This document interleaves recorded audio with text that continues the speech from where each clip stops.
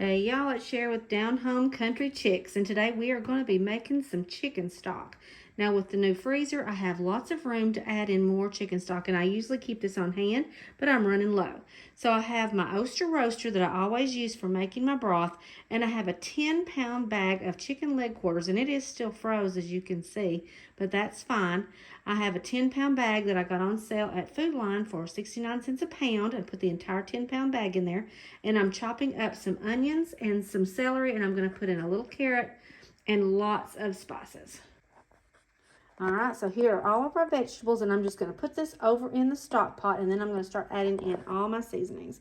And you don't have to put in vegetables. You can have just a plain beef or meat broth, chicken broth. You don't have to put in any vegetables if you don't want to, or if you want to add more, you can always add more. You can also add in chicken bouillon cubes to make it a little bit richer, but I don't want all the extra sodium. I just want to put in what I want to put in.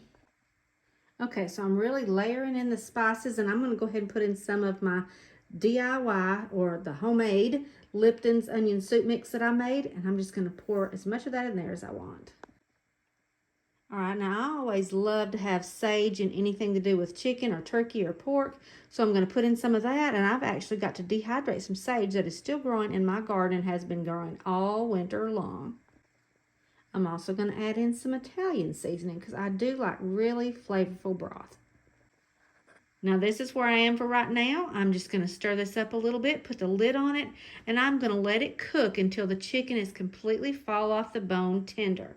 Then I'll remove the chicken, let it cool for a little while, and take all the chicken off of the bone. And that's where I am for right now. And here's what it's looking like so far. The chicken's going to take a while longer to cook before I can take it out.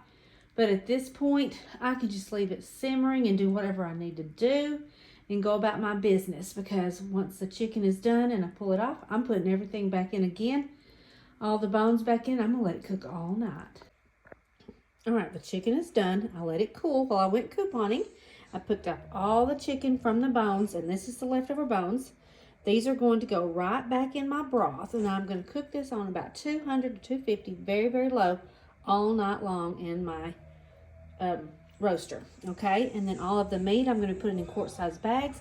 Tomorrow night I'm going to have chicken and dumplings. One night I'm going to do a chicken pot pie, and then whatever I have left will go in the freezer.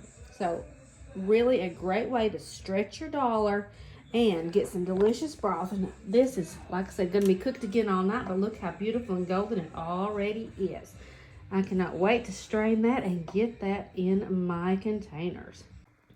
Alrighty, y'all, here it is first thing in the morning. I let it cook all night long. Now all I have to do is turn it off, let it cool down completely, strain out all of the bones and all of the veggies, and I will have a beautiful clear broth or a golden broth that I'll be putting in my containers and keeping it in the freezer until I need it.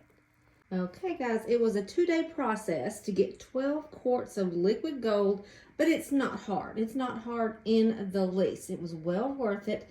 So now I'm going to get these in my freezer, and I will be ready for anything that comes my way.